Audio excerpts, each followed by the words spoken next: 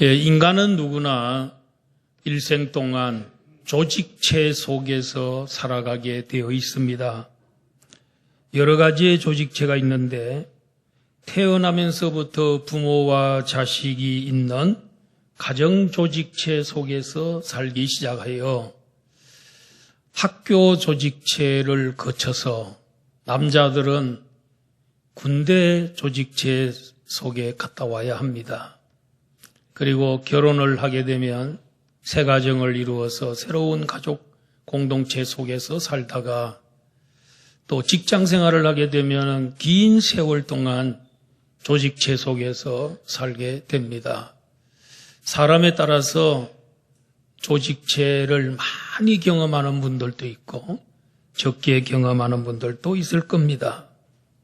오늘은 특별히 일터의 삶과 교회의 삶이라는 제목으로 말씀을 드립니다.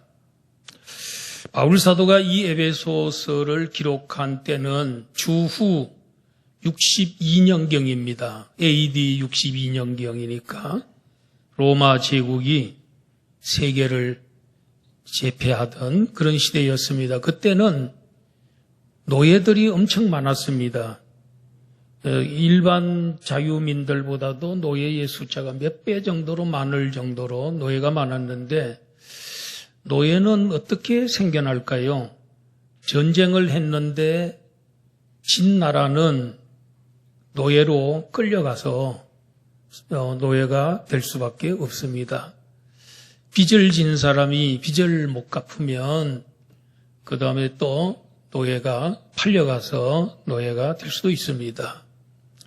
노예로 조상대대로 노예였다면 또 태어난 그 후손들도 계대를 이어가며 노예가 될 가능성도 있습니다. 바울 사도는 오늘 본문에서 종들아 상전들아 이렇게 부릅니다. 에베소 교회 안에 종의 신분을 가지고 크리스찬이 된 사람도 있고요. 상전의 신분을 가지고 크리스찬이 된 사람이 같은 교회 안에 신분은 다르지만은 같은 교인으로서 살아가는 사람들도 있었음을 봅니다. 그래서 바울 사도는 종들아 상전들아 하면서 편지를 쓰고 있습니다. 바울 사도는 노예 제도를 옹호하는 건 아닙니다. 노예 제도를 권장하는 건 아니고 인정하는 것도 아닙니다. 그러나 바울의 힘 혼자서 노예 제도를 없앨 수는 없습니다.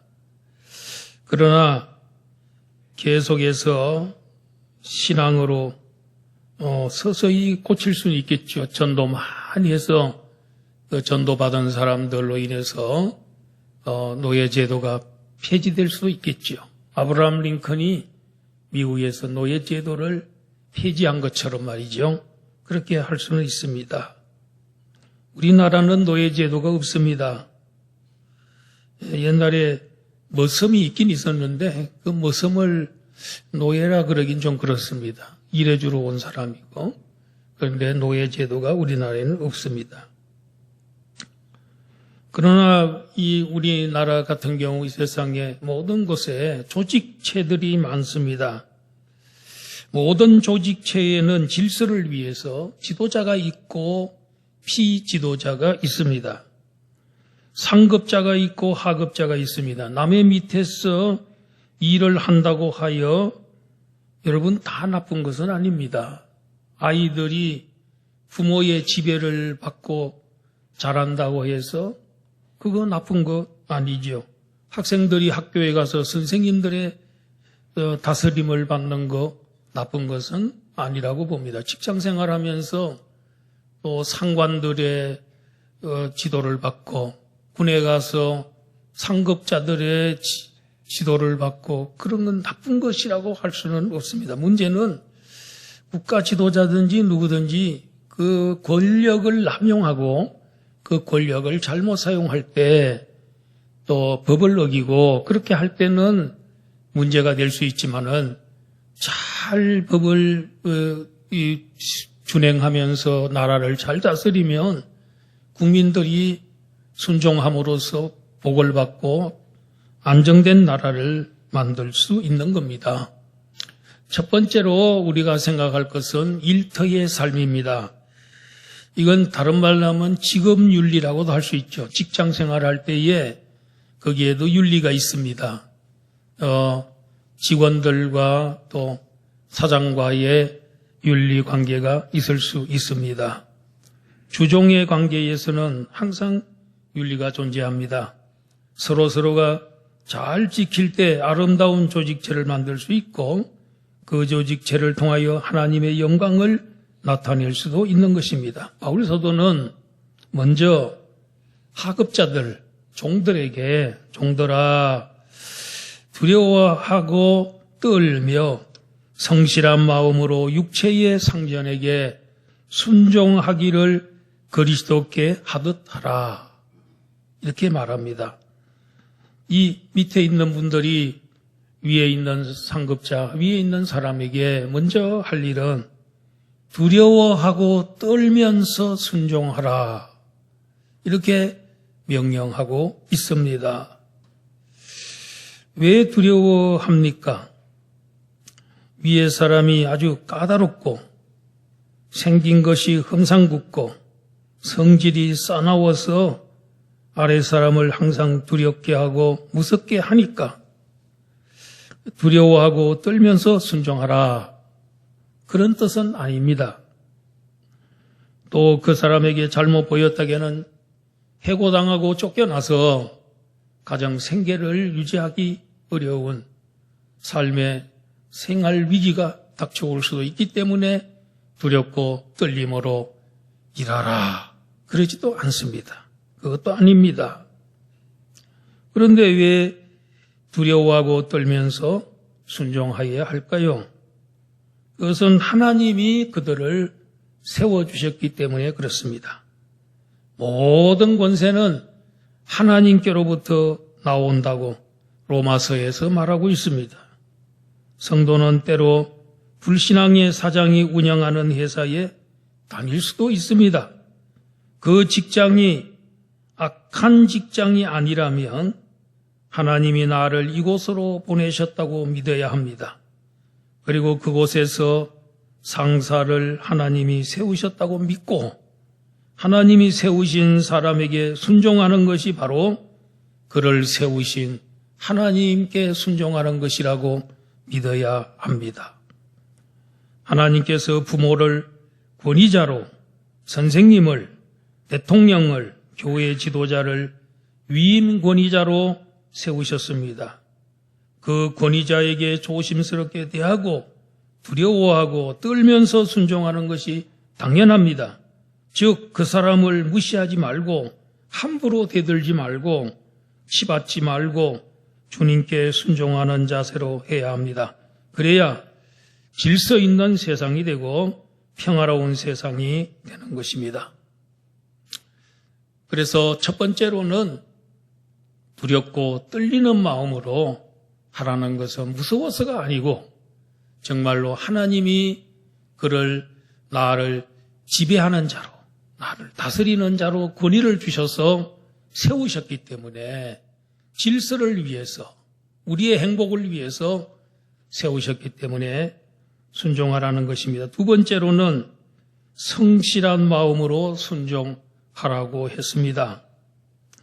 육체의 상전에게 순종하기를 그리스도께 하듯이 성실한 마음으로 해야 합니다. 우리가 주님께 성실하듯이 주님이 세우신 그 상전에게도 성실한 마음으로 순종하여야 합니다. 주님은 우리를 위하여 십자가에서 대신하여 죽어주실 정도로 우리를 섬겨주셨습니다. 그러니 우리는 주님을 위하여 성실하게 충성스럽게 순종하지 않을 수 없습니다. 눈가림으로 하여 사람을 기쁘게 하는 자처럼 하지 말아야 합니다. 할 수만 있으면 주님을 위해서 우리는 목숨이라도 바칠 수 있어야 합니다.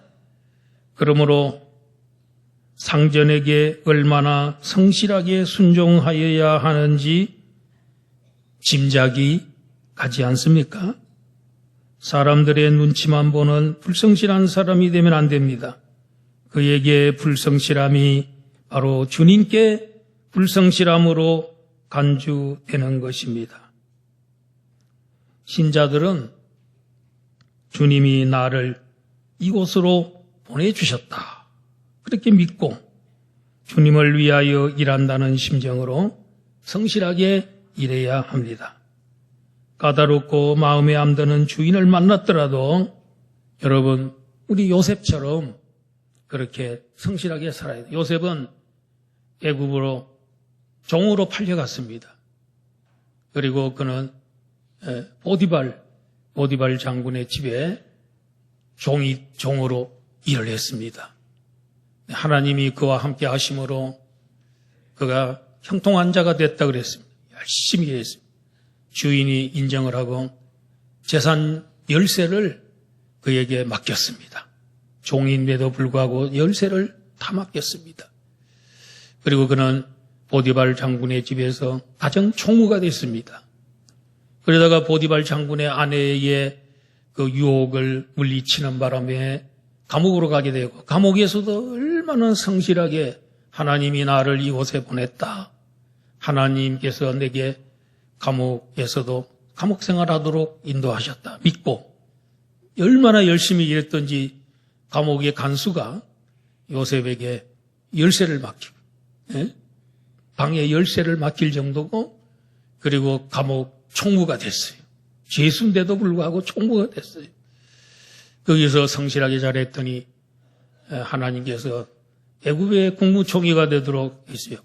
하나님께서 뜻이 있어서 바로 왕에게 7년 풍년, 그리고 후에 7년 흉년이 들게 함으로써 그 꿈을 해석 못했는데 요셉이 드디어 해석해 줌으로써 왕이여 7년 동안 풍년 시절에 재산을 얻고 남은 것은 마을마다 창고를 짓고 7년 동안 잉여 농산물을 그것을 쌓아놓으세요. 흉년 7년이 들면 그걸 먹어야 됩니다. 그랬더니 그렇게 되면 됩니다. 에디 임금님이 그럼 어떻게 하면 돼? 네가 좀 해주면 좋겠다. 이래가지고 요셉이 그 자리에서 국무총리가 됐습니다. 나중에 형들을 만나가지고 한 말이 뭡니까? 나를 팔았다고 해서 당신들 걱정하지 마세요. 하나님이 나와 당신을 살리려고 나를 이곳에 먼저 보낸 것입니다. 하나님이 뜻이 있는 겁니다. 우리 하나님은 애굽까지도 바로 왕까지도 하나님이 주관하시고 이용하셔서 나라 세계를 움직여요. 그래서 결국은 애굽에 이민을 가게 되지 않습니까? 아브라함에게 하나님이 약속한 그대로 400년 동안 타지에 있다가 가나안 땅으로 들어오게 된다는 그 뜻을 이루기 위해서 요셉을 보낸 것이고, 흉년이 들고 풍년이 들게 한 것이고, 이 모든 것은 하나님 뜻입니다. 그래서 요셉은 그걸 알았기 때문에, 하나님이 나를 여기 보냈다고 믿었기 때문에 가나안 보디발 장군에 있던 집에 있든지 감옥에 있든지 국무총리로 있든지 하나님의 일을 하고 있다, 나는 하나님의 일하고 있다, 이런 생각을 가지고 열심히 일을 했습니다. 하나님의 영광을 드러냈습니다. 우리들도 일할 때 하나님께서 나를 이 직장에 보냈다, 나는 지금 주인을 위해서도 일하고 있지만은 궁극적으로는 하나님의 뜻을 내가 받들고 있다, 그리고 하나님께 영광 돌리는 게 내 직장 생활의 목적이다, 이런 생각을 가지고 직장 생활을 하라는 것입니다. 그리고 하나님의 뜻을 행해야 한다 그랬어요. 6절에 보니까 눈가림만 하여 사람을 기쁘게 하는 자처럼 하지 말고 그리스도의 종들처럼 마음으로 하나님의 뜻을 행하고, 그리스도인들은 언제나 그리스도인의 종들답게 그 직장에서 하나님의 뜻을 행하여야 합니다. 두려워하고 떨면서 성실하게 순종한다고 하여 아무 것이나 순종하는 것은 아닙니다. 신자답게 하나님의 뜻대로 생활하여야 합니다. 부정한 일에 협조해서는 안 되고 나쁜 점들이 있을 때는 지혜롭게 고쳐야 합니다. 그리스도의 종들답게 지혜롭고 은혜로운 방법으로 개선해 나가야 합니다. 언제나 비폭력, 무저항 정신으로 해야 하는 것입니다. 직장에서도 공의와 정의가 살아있도록 건실하고 튼튼한 직장이 되도록 만들 사명이 있습니다. 이래도 좋고 저래도 좋은 자세는 온유한 자세가 아닙니다. 하나님이 만드신 세상이 더러워지면 안 됩니다. 하나님의 심판이 사라지는 사회와 국가가 되게 하여야 합니다. 하나님께서 복을 주실 만한 기업이나 단체로 만들어야 하는 것입니다. 다음으로는 즐거운 마음으로 일해야 된다고 했습니다. 7절에 보니까 기쁜 마음으로 섬기기를 주께 하듯하고 사람들에게 하듯하지 말라. 우리는 궁극적으로는 주님, 하나님을 위해서 일하기 위해서 왔기 때문에 우리는 하나님이 목적입니다. 어떤 사람들은 돈 버는 게 목적입니다. 내가 돈을 안 벌면은 큰일 나기 때문에 생계에 위협이 오기 때문에 나는 돈 벌기 위해서 여기 왔다. 그런 사람들은 조금 잘못된 생각하고 있는 거지요. 정말 마음에 들지 않는 직장이지만은 목구멍이 포도청이니 할 수 없지 않느냐 이래가지고 억지로 마지 못해서 일하는 사람이 되어서는 안 됩니다. 신자는 주인의 부름도 받았지만은 주님의 부름을 받은 게 우선입니다. 그리고 주님의 일을 할 때에 다 즐거운 마음으로 하듯이 그렇게 하라는 것입니다. 돈만 생각하여 밤낮으로 직장을 옮기는 것도 좋은 것은 아닙니다. 어떤 때는 주인을 도와야 됩니다. 주인이 어려울 때 일어설 때까지 끝까지 남아서 주인이 일어설 때까지 도와주고 또 돈만 보지 말고 주인만 보지 말고 주님도 볼 수 있는 그런 사람이 크리스찬 우리 직장 생활을 하는 사람입니다. 우리는 노예가 아닙니다. 사탄의 노예였으나 사망의 노예였으나 죄의 노예였으나 완전히 해방되었습니다. 구원받은 자유인입니다. 자유를 주신 주님을 위해 즐겁게 섬겨야 하는 것입니다. 주님께서는 상을 주신다 그랬습니다. 주님께 상을 받을 줄 알아야 합니다. 8절에 보니까 이는 각 사람이 무슨 선을 행하든지 종이나 자유인이나 주께로부터 받을 줄을 알미라. 잘하면 주인에게서는 돈을 받지만은 주님에게서는 신령한 하늘의 상을 받습니다. 직장에서 잘하면 잘한 만큼 주님께서 이후에 상을 주신다 하셨습니다. 교회 일만 상을 계산해 주는 게 아니고 가정에서, 직장에서, 사회에서, 국가에서 한 일도 주께 하듯이 한 것은 다 상이 된다는 겁니다. 두 번째로는 상전들에게, 높은 사람들에게 주는 교훈입니다. 9절입니다. 상전들아 너희도 그들에게 이와 같이 하고 위협을 거치라. 이는 그들과 너희의 상전이 하늘에 계시고 그에게는 사람을 외모로 취하는 일이 없는 줄 너희가 알미라. 첫째로는 아래 사람들에게 위협하지 말라. 전에는 공갈하지 마라. 위협하고 공갈하지 마라. 왜냐하면 왜 위협하고 공갈하지 말아야 되냐면 그 사장 위에, 그 상전 위에 하늘의 상전이 있다는 거예요. 그 하늘의 상전이 그를 보고 있다는 거예요. 그가 아랫사람들에게 어떻게 하는지 그걸 보고 있고 그분이 심판하시기 때문에 협박하거나 좀 높이 올라갔다고 다른 사람들을 위협하거나 그렇게 해서는 안 된다는 것입니다. 땅의 주인이 인색하고 악하고 나쁘면 우리 하늘의 주인께서 그냥 계시지 않습니다.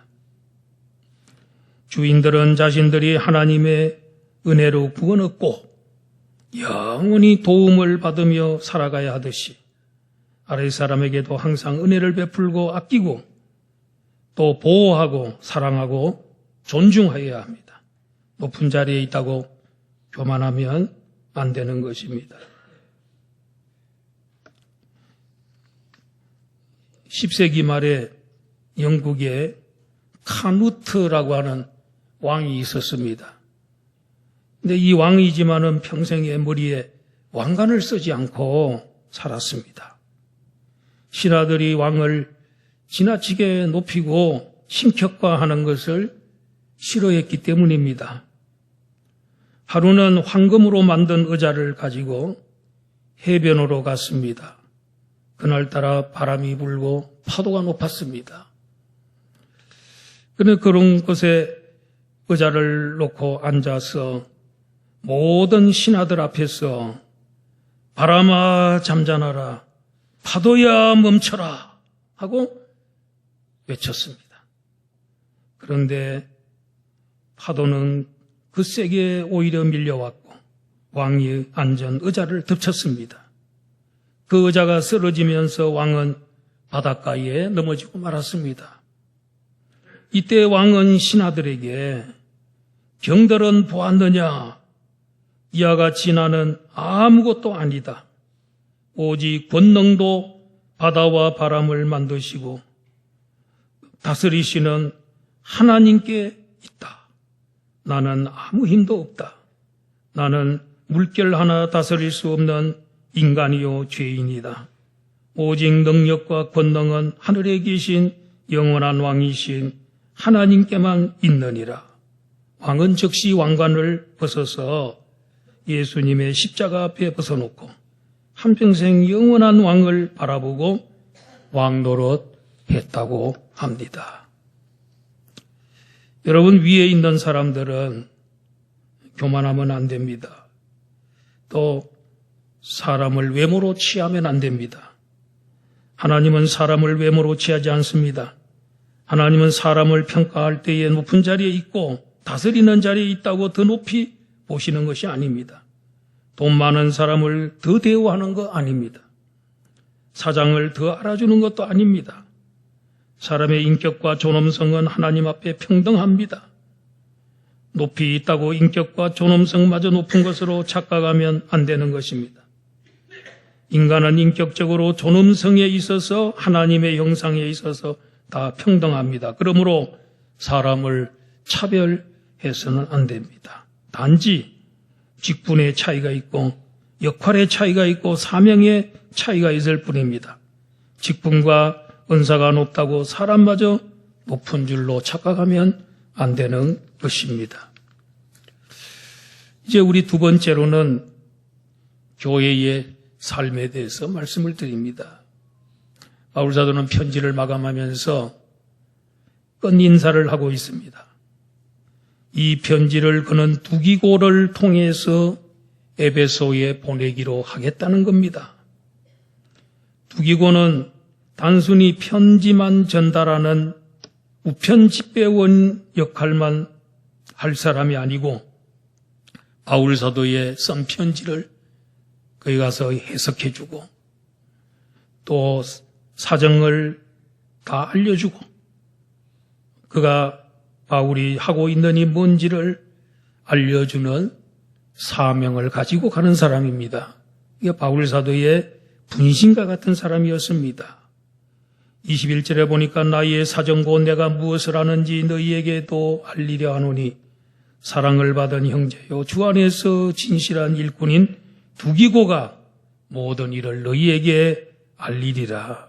바울은 자기가 지금 처하고 있는 상황 그리고 자기가 무슨 일을 하고 있는지를 편지를 통해서 두기고를 통해서 다 너희들에게 알리기를 원한다. 그런데 많은 목회자들이 자기가 지금 당하고 있는 어려움이나 뭐 이런 것들 상황에 대해서 교인들에게 알리려고 하지 않습니다. 왜냐하면은 언젠가는 교인들이 알겠지.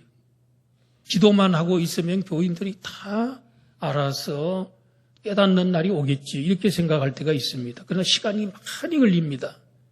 어떤 때는 뭐 은퇴하고 난 다음에도 잘 모르고 그냥 평생 지나갈 수도 있습니다. 바울사도는 이렇게 알림으로 인해서 교인들이 자기를 위해서 기도해 주길 바라고 내가 지금 하고 있는 일이 뭔지를 알림으로 인해서 그 일이 굉장히 중요하다는 것을 알리기를 원했던 것입니다. 저도 이 설교 준비하다가 저도 좀 몇 마디 해야 될 것 같은 생각이 들어요. 좀 알리고 싶어요. 사정, 나의 사정. 그리고 내가 지금 무슨 일을 하고 있는가.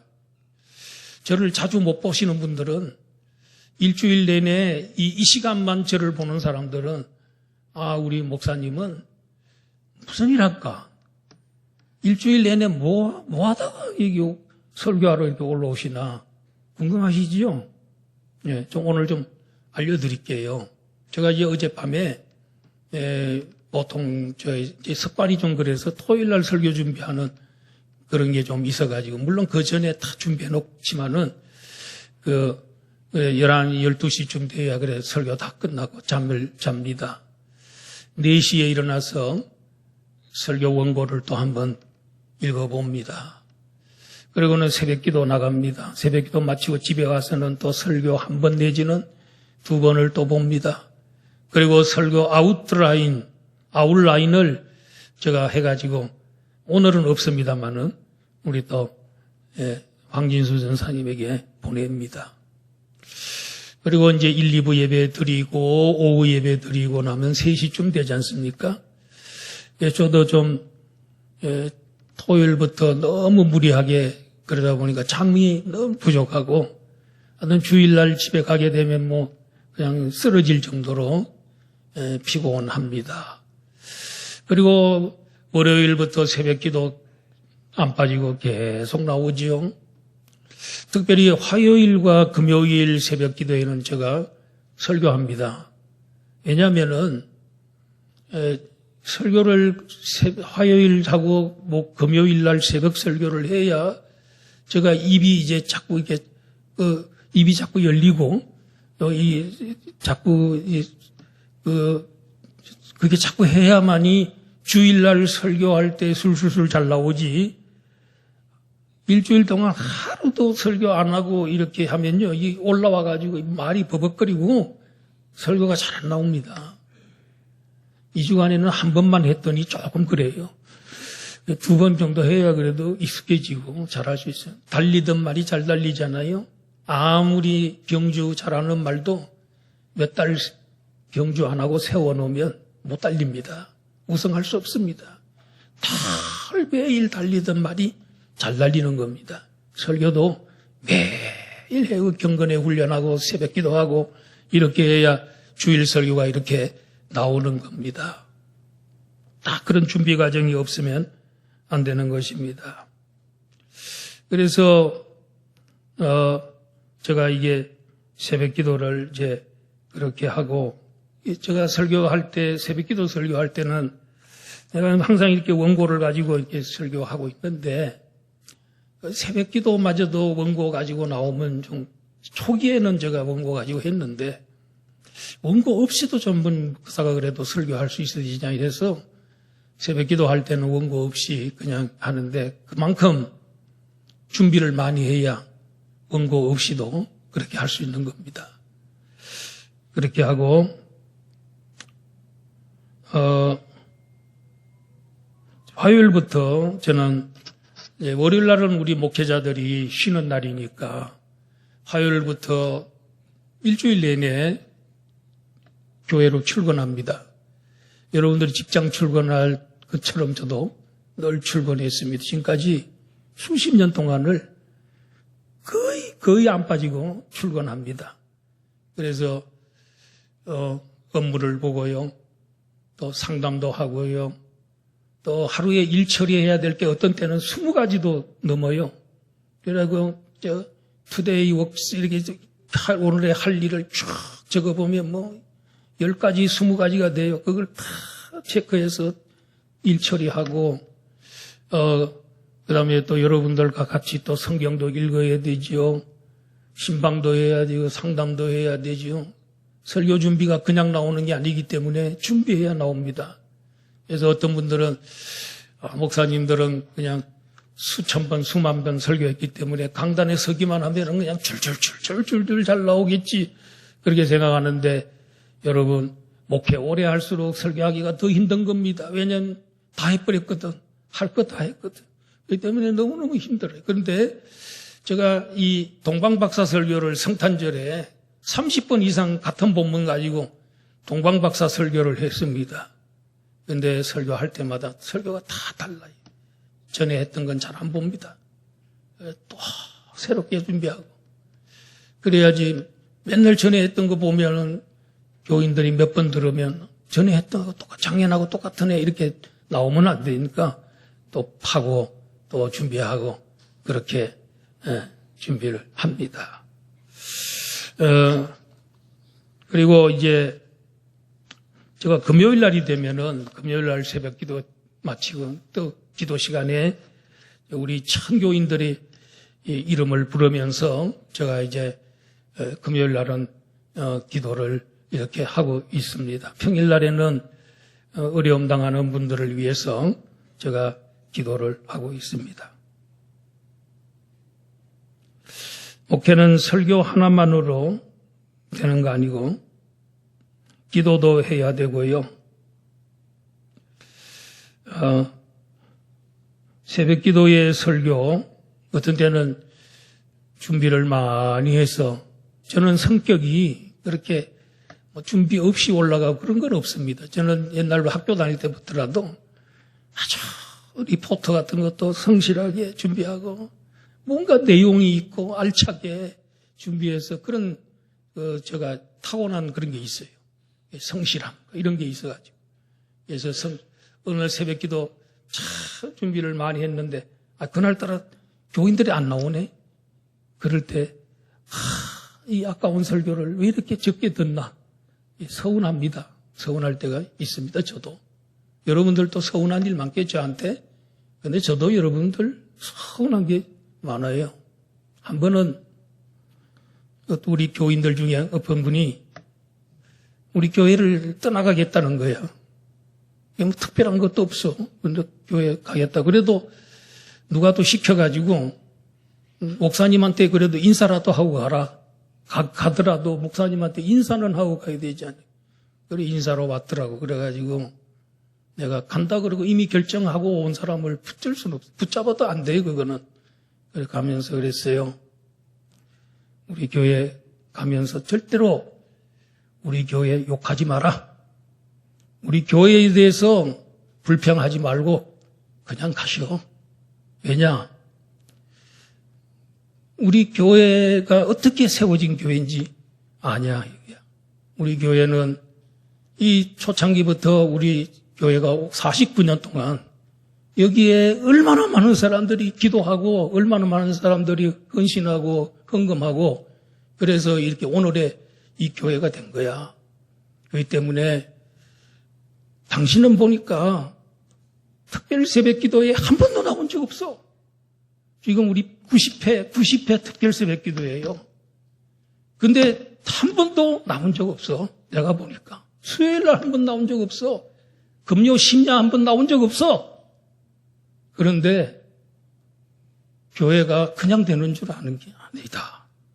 교회는 오늘날 이 교회 될 때까지 얼마나 많은 사람 희생하고 헌신하고 했는데 그리고 교회를 위해서 내가 죽도록 충성해도 교회가 싫으면 가라 이게야. 그건 되는데 가면서 할 말이 없지 않느냐. 한 게 뭐 있냐 솔직히. 이렇게 하면서 제가 뭐 이렇게 강단에서는 지금 세게 얘기하고 있지만 부들부들하게 솔직히 한 번도 못 봤다. 새벽 기도 한 번 하는 거 못 봤다 나는. 그래 놓고 교회에 뭐 부흥 안 됐니 뭐 이런 소리 할 자격 있냐? 이렇게 해서 보냈더니 그 후로 한마디도 교회에 대해서 불평 안 합니다. 또 한 사람 있었는데 또 한 사람한테도 절대로 교회에 대해서 원망하지 마라. 가려면 그냥 가라. 그냥 가. 너 자신을 한번 생각해 봐라. 정말 우리 교회를 위해서 희생했냐 헌신했냐? 그랬더니 그분도 가가지고 한마디 소식이 안 들려옵니다. 저는 이제 앞으로 누가 우리 교회 떠난다 그래도 혼내놓습니다, 제가. 교회 갈 자격이 있냐고, 이 교회를 떠나갈 자격이 있냐고, 헌신해보고, 이 교회를 위해서 생명 바치고 일하고, 그래거든 가라. 그러지 않고 뭘 간다 그러냐. 제가 그렇게 얘기할 겁니다. 너무 심하게 얘기한 건 아니죠. 예, 그게 맞는 말입니다. 목회자로서. 여러분,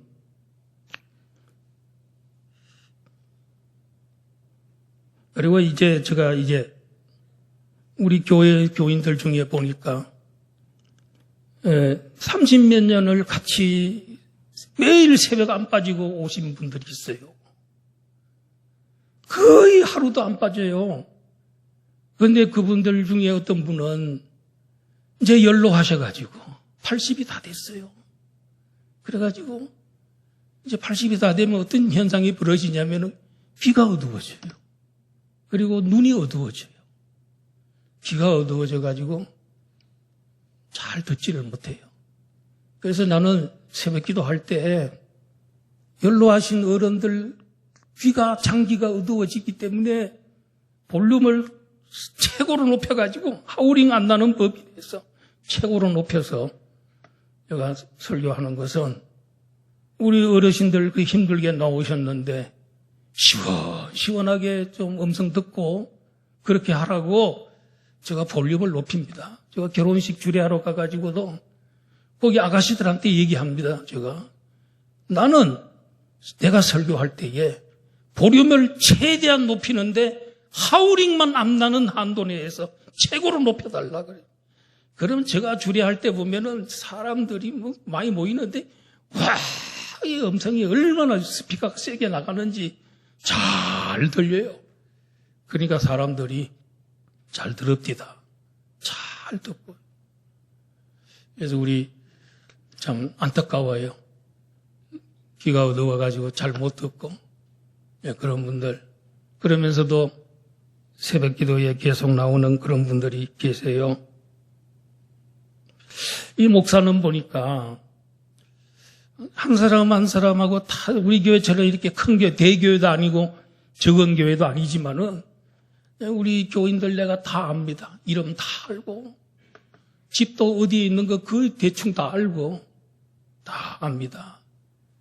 그런데 우리 교인들하고 나하고 이런 요 정도 사이즈 교회는 다 압니다. 그러니까 보면 벌써 감정의 동물이기 때문에 시험 받았구나. 나 때문에 시험 받았구나. 다 압니다, 내가. 벌써 태도가 다릅니다. 벌써 설교 듣는 것도 틀리고, 벌써 앉는 좌석부터 틀리고, 그래서 제가 참 힘들다, 목회가. 그런데 요게 재미가 있는 거예요. 요 사이즈가 최고로 목회 재밌는 거예요. 이동원 목사님 있죠? 지구촌 교회 목사님. 몇만 명 모이는 교회 목회하고 난 다음에 그분이 은퇴하면서 하는 말이 뭐냐면은 너무너무 크니까 재미가 없더라. 그런데 몇백 명 모이는 그 교회가 그때가 제일 좋았다. 그때가 제일 목회다운 목회. 그렇더라 이게. 그래서 여러분들 저하고 혹시 감정이 있더라도 이렇게 서로 풀어야만이 제가 설교도 잘하게 되고 그렇게 됩니다.